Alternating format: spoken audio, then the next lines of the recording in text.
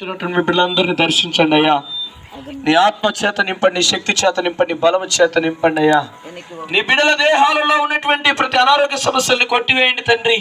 ప్రతి పాపము ఛాయలను తొలగించండి తండ్రి. మీ బిడ్డలలో ప్రభా నీ ప్రేమ చేత, నీ సంతోషం చేత, నీ సమాధానం చేత, నీ మంచితనం చేత, విశ్వాసం చేత నింపండి, ఆత్మ ఫలముల చేత నింపండి అయ్యా. నీకు వ్యతిరేకమైనది ఏది మీ బిడ్డల దేహాలు ఉన్న తొలగించండి రాత్రి వేళ సమయంలో తండ్రి. బలమైన నీ అభిషేకాన్ని పంపి మీ బిడ్డలతో ప్రభువా మీరే ముచ్చటించి మాట్లాడి ప్రభు నీ శక్తి చేత నింపి, నీ బలము చేత నింపి విలువైన సాధనాలుగా అయ్యా మీరు వాడుకోమని వేడుకుంటున్నాను తండ్రి. తండ్రి నీకు స్తోత్రం స్తోత్రం స్తోత్రం స్తోత్రం స్తోత్రం స్తోత్రం తండ్రి. దీనిని ఎన్నికలేని వాడిని ఏమంచలేని వాడిని తండ్రి, నోటి బోరగా మాత్రమే నన్ను వాడుకోండి అయ్యా. ప్రజలు మీ వారు వాక్యం మీది తండ్రి, తేటగా మీ పిల్లలకు అర్థమయ్యే రీతిలో మీరే మాట్లాడి ప్రభు మీరు మహిమనందమని యేసు నామములో అడ్డుపడుతున్న ప్రతి అడ్డుగోడలను సైతాను శోధనలు కాల్చివేయమని, మీ వెలుగు చేత ప్రతి బిడ్డను తాకమని, ఇక్కడ అనారోగ్య స్థితిలో ఎందరైతే కూర్చొని ఉన్నారో చేరినారో వారందరినీ ఆరోగ్యకరంగా మార్చమని, ఆత్మీయ ఆహారం సమృద్ధిగా వారికి దయచేయమని యేసు నామములో ప్రార్థన చేస్తున్నాను తండ్రి. ఆమేన్.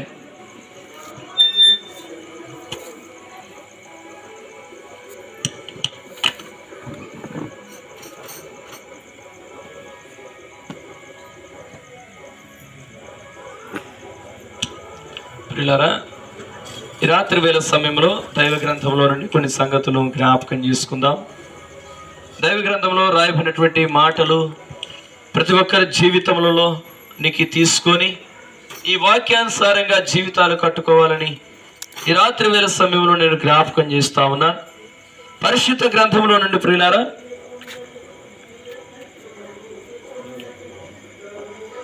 పరిశుద్ధ గ్రంథంలో యోహాను సువార్తలో 1వ అధ్యాయం,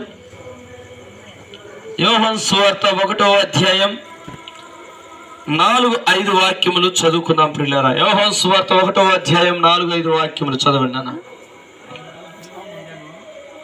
ఆయనలో జీవముండెను, ఆ జీవము మనుషులకు వెలుగై ఉండెను, ఆ వెలుగు చీకటిలో ప్రకాశించుచున్నది గాని చీకటి దాన్ని గ్రహింపకుండెను. చాలనా? దైవ గ్రంథంలో యోహాను సువార్త 1వ అధ్యాయంలో 3-4 వాక్యంలో చదువుకున్నటువంటి మాటలు మనమందరం కూడా వింటూ ఉన్నాం.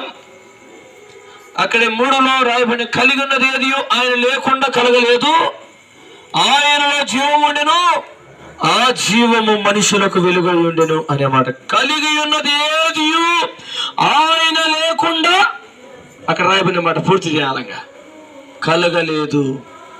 ఏదైతే కలిగినవి మనం చూస్తా ఉన్నామో ఈ కలిగినన్నీ కూడా ఆయన లేకుండా ఏది కలగలేదు. అందుకే యోహాను సువార్త 1వ అధ్యాయంలో 1వ వాక్యంలో రాయబడిన మాట చదువుతాం ఇప్పుడు. ఆది యందు వాక్యం ఉండెను, వాక్యము దేవుని యొద్ద ఉండెను, వాక్యము దేవుడై ఉండెను, ఆయన ఆది యందు దేవుని యొద్ద ఉండెను, సమస్తమును ఆయన మూలముగా కలిగెను. కలిగినది ఏది ఆయన లేకుండా ఏది కలగలేదు, అన్ని ఆయన కలగజేసింది. దేవునికి స్తోత్రం చెప్పండి. హల్లెలూయా. ఆదికాండ గ్రంథం 1వ అధ్యాయంలోనికి వెళ్దాం. ఆదికాండ గ్రంథం 1వ అధ్యాయంలో రాయబడినటువంటి సంగతులు జ్ఞాపకం చేస్తాను. 1వ అధ్యాయం 1-2 వాక్యములలో రాయబడింది, ఆది యందు దేవుడు భూమి ఆకాశములను సృజించాను. దేవునికి స్తోత్రం చెప్పండి. హల్లెలూయా. చప్పట్లు కొట్టి దేవుని నామమును మహిమపరచండి. హల్లెలూయా. భూమిని ఆకాశాన్ని కలుగజేసిన దేవుని గురించి నేను తెలియజేస్తా ఉన్నాను ఈ రాత్రి వేళ సమయంలో. కలిగి ఉన్నది ఏది ఆయన లేకుండా కలగలేదు అనే మాట జ్ఞాపకం చేస్తా ఉన్నాను ఈ రాత్రి వేళ సమయంలో. అక్కడ 2వ వాక్యంలో రాయబడిన మాటను చూస్తాం, భూమి నిరాకారంగాను శూన్యముగాను ఉండెను అనే మాట చూస్తాం. ఆకారం లేకుండా ఉంది భూమి, శూన్యంలో ఉంది. అసలు ఆ భూమియే లేదు, అసలు ఒక ఆకారమే లేదు. దేవుడు అప్పుడు కలగజేసినాడు.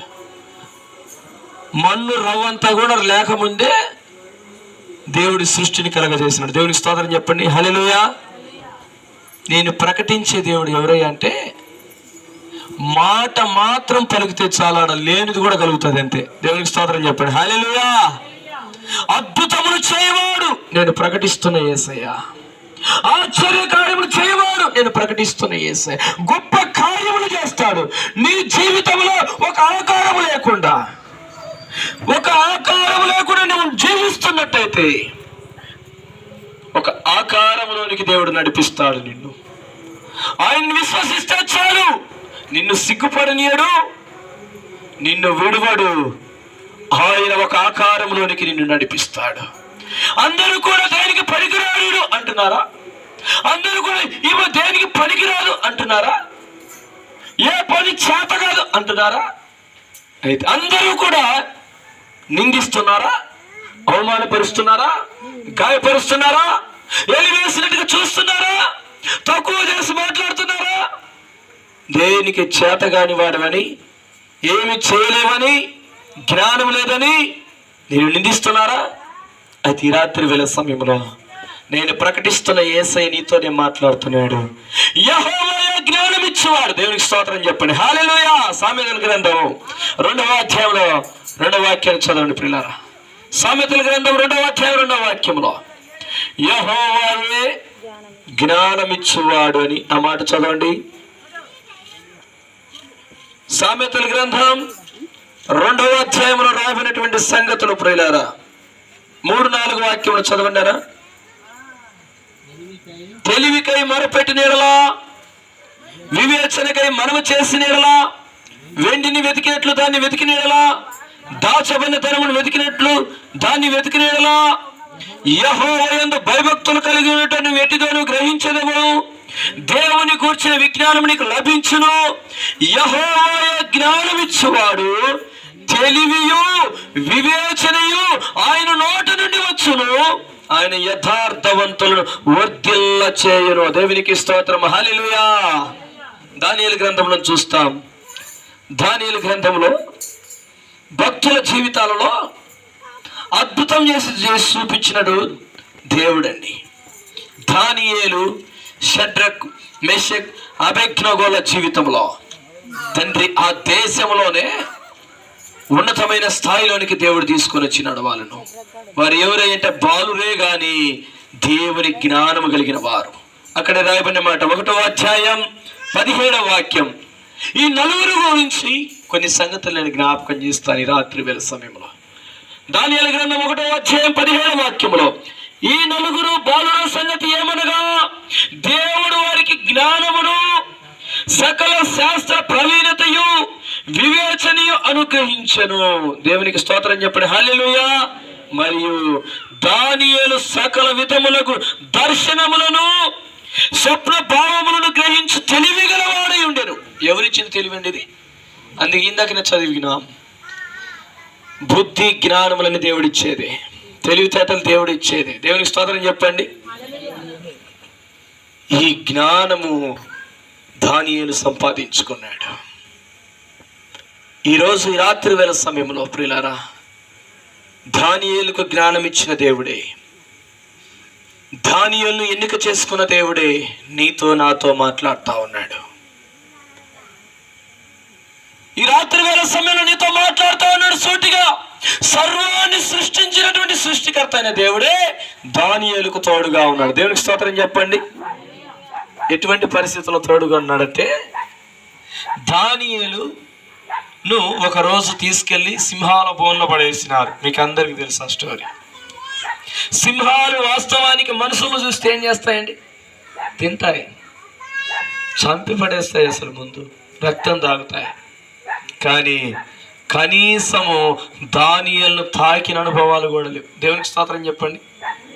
ప్రియులారా, ఎందుకు దానియేలు సింహాలు ఏం చేయలేకపోయినాయి? దానియేలుతో ఎవరున్నారు? దానియేలు ఎలా ఉన్నాడు? తన జీవితంలో, తన బ్రతుకులో ఏమి కలిగి ఉన్నాడంటే యేసయ్యను కలిగి ఉన్నాడు. దేవునికి స్తోత్రం చెప్పండి. హల్లెలూయా. జీవము కలిగిన దేవుణ్ణి కలిగి ఉన్నాడు. మాట్లాడే దేవుణ్ణి కలిగి ఉన్నాడు. ప్రార్థన చేస్తే జవాబిచ్చే దేవుణ్ణి కలిగి ఉన్నాడు. సర్వాన్ని సృష్టించిన సృష్టికర్తను, జీవం కలిగిన దేవుణ్ణి దానియేలు వెంబడిస్తున్నాడు. ఇప్పుడు దానియేలు సింహముల బోన్లో పోయి పడితే దానియేలుతో పాటు ఎవరున్నారు? ఇప్పుడు ఎవరున్నారు చెప్పాలా? ఏమాత్రం హాని చేయడానికి ఒప్పుకుంటాడా దేవుడు? తన పిల్లలకు హాని జరుగుతూ ఉంటే, తన పిల్లల శ్రమలో ఊపిలో ఉంటే ఊరుకుంటాడా దేవుడు? కాపాడేవాడండి. ఇశ్రాయేలు దేవుడు కొనుకోడు, నిద్రపోడు. తన పిల్లలకు మాత్రం నిద్ర వచ్చనే ఉంటుంది పాదంలో కూర్చున్న వాళ్ళకు. దేవుని సోదరం చెప్పాలి బిగ్గరగా హల్లెలూయా. యేసయ్య లోకంలో ఉన్నప్పుడు శరీరధారిగా రాతివేత దూరం వెళ్ళి మోకరించి ప్రార్థన చేస్తా ఉంటే తన శిష్యులకు చెప్పాడు మెలకువగా ఉండమని. మెలుకోలేదు, వీళ్ళు నిద్రపోతా ఉన్నారు. ఒక్క గడి అయినను మేలుకొని ఉండలేరా? ప్రియులారా, ఈ రాత్రి వేళ సమయంలో కొంత సమయమైనా శ్రద్ధ వహించి దేవుని మాటలు వినలేరా? చెవి కలిగిన వాడు వినుడు కాక. దేవునికి స్తోత్రం, హల్లెలూయా. ఆత్మ చెప్పు సంగతులు చెవి కలిగిన వాడు వినుడు కాక. ఈ రాత్రి వేళ సమయంలో దేవునితో సూటిగా మాట్లాడుతా ఉన్నాడు. దానియేలును అభిషేకించుకున్నాడు దేవుడు, అభిషేకించి వాడుకున్నాడు. లోకములు ఎలా ఉన్నాడంటే దానియేలు ఒక విలువైన వ్యక్తిగా దేవుడు ఎన్నిక చేసుకున్నాడు. విలువైన వ్యక్తి, వజ్రం కన్నా ఎక్కువనే. దేవుని స్తోత్రం చెప్పండి. ఎలా మార్చబడినాడండి? బాలులుగా ఉన్నతనం నుండి దేవుని యందు భయభక్తులు కలిగి ప్రార్థనా జీవితాన్ని కలిగి ఉన్న వ్యక్తి. ప్రార్థనను విడవలేదు, ప్రార్థనను మర్చిపోలేదు. ఎన్ని పనులున్నా పనులు పక్కన పెట్టి ప్రార్థన చేసే వ్యక్తి దానియేలు. యేరుషలేములో తట్టు ఆ కిటికీలు అలా తెరిచి అలా మోకరించి ప్రార్థన చేసేవాడండి. దానియేలుకి ఆ శ్రమ ఎందుకు వచ్చింది అనుకుంటున్నారు? సింహాల బోన్లో పడే అవస్థ ఎందుకు వచ్చింది? తప్పు చేశా, పాపం చేశా,